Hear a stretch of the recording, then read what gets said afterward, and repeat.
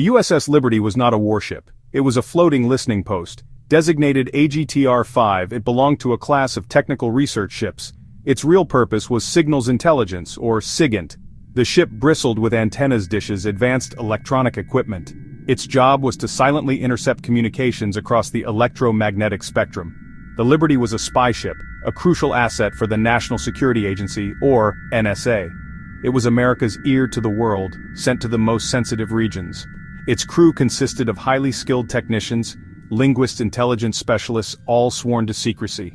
In the late spring of 1967, the Middle East was a powder keg. Tensions between Israel, Egypt, Syria, Jordan. The USS Liberty was ordered to the eastern Mediterranean. Its mission was to monitor the developing crisis. The ship was to stay in international waters, collecting intelligence on the military activities of all parties involved. The conflict that brought the USS Liberty to the brink of annihilation began on June 5, 1967. It is known to history as the Six-Day War.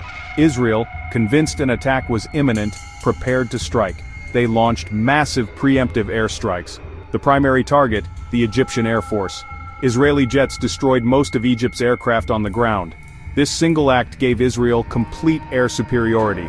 That advantage shaped battles on land and at sea. The war moved with incredible speed. Decades of animosity formed the backdrop. Following the 1948 Arab-Israeli War and the 1956 Suez Crisis, Gamal Abdel Nasser had risen as a pan-Arab leader. In May 1967, he ordered UN peacekeepers out of the Sinai Peninsula. He then closed the Straits of Tiran to Israeli shipping. Alliances were drawn on the world map. The Soviet Union backed the Arab states with hardware and advisors. The United States remained officially neutral, but close to Israel. The USS Liberty's mission: monitor the volatile situation. The morning of June 8 was deceptively quiet for the crew of the USS Liberty. Israeli aircraft were seen circling the American vessel. These were not fleeting glances. The reconnaissance flights were numerous and prolonged.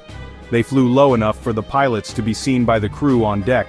The American flag flew prominently. Sailors sunbathed on deck. They waved to the Israeli pilots. They had no reason to believe they were in danger. The presence of Israeli planes was entered in the ship's log. The crew assumed routine surveillance to identify a neutral ship in a war zone. At approximately 2 o'clock in the afternoon, the calm was shattered. Without warning, 2 unmarked Dassault Mirage III fighter jets screamed toward the Liberty. They opened fire with cannons and rockets. The initial salvo tore through the ship's communication antennas, severing its link to the outside world. The apparent goal: isolate the ship immediately. The jets made repeated passes, strafing the deck with heavy machine gun fire. Men who had been sunbathing moments before were cut down. Decks became a killing field.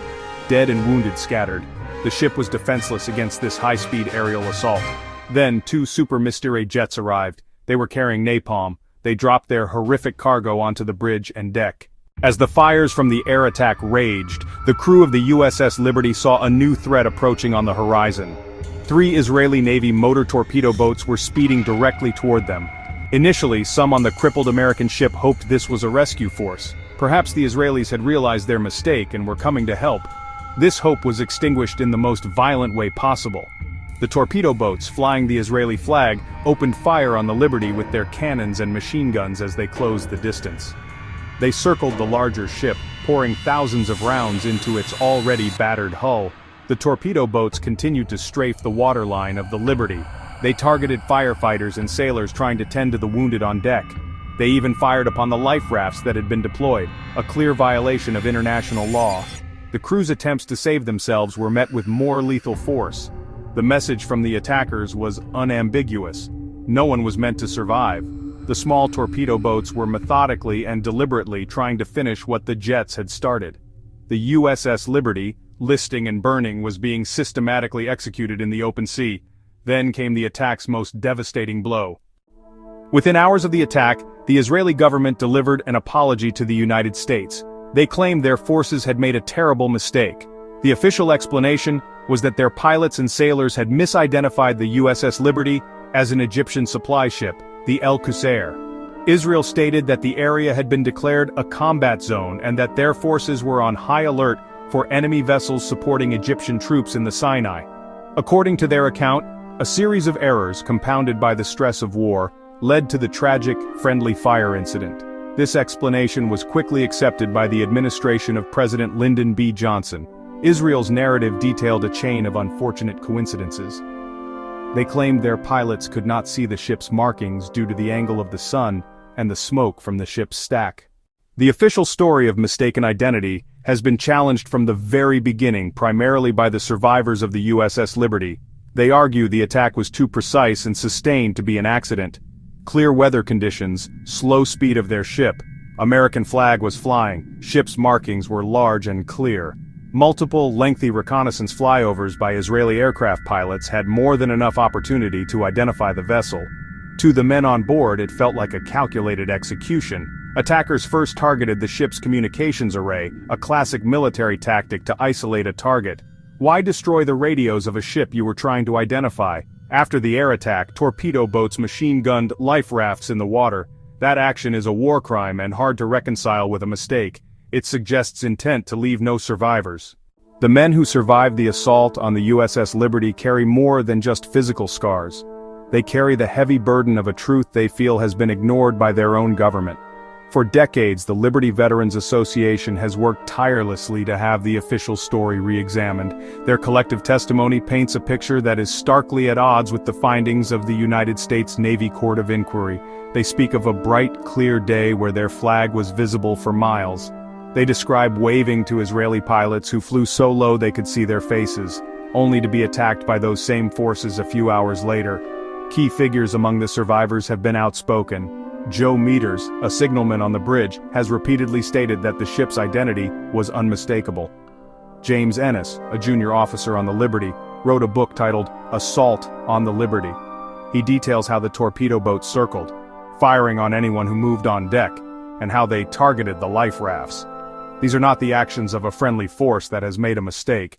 They are the actions of an enemy determined to sink a ship and eliminate its crew. The psychological toll on the survivors has been immense. Many suffer from post-traumatic stress disorder or PTSD. In the immediate aftermath of the attack, the relationship between the United States and Israel was severely strained, at least behind closed doors. President Johnson was reportedly furious. Recordings of his phone calls reveal a president grappling with the possibility that an ally had just attacked a United States Navy ship. However, this anger was kept out of the public eye. The strategic importance of Israel as a Cold War partner in the Middle East was deemed paramount. Publicly condemning Israel would have created a major diplomatic crisis, and could have jeopardized American interests in the region. The decision was made to handle the matter quietly. The United States government's acceptance of Israel's apology, the mistaken identity explanation, set a precedent for the relationship.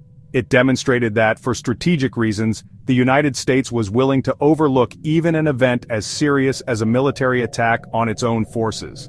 This has had long-lasting implications. Critics argue that it created a dynamic where Israel felt it could act with a degree of impunity, confident that American political support would remain steadfast regardless of its actions.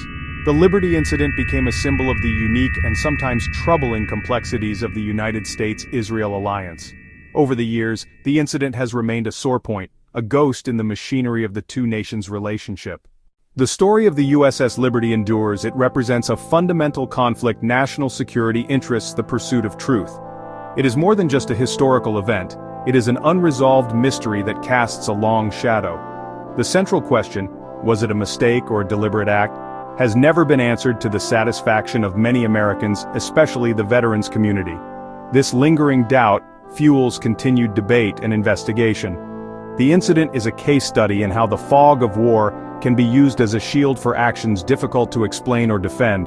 The continued relevance also lies in the human element. The survivor's story is a testament to courage, resilience, and betrayal. Their persistent fight for recognition and for a new, impartial investigation is a demand for accountability.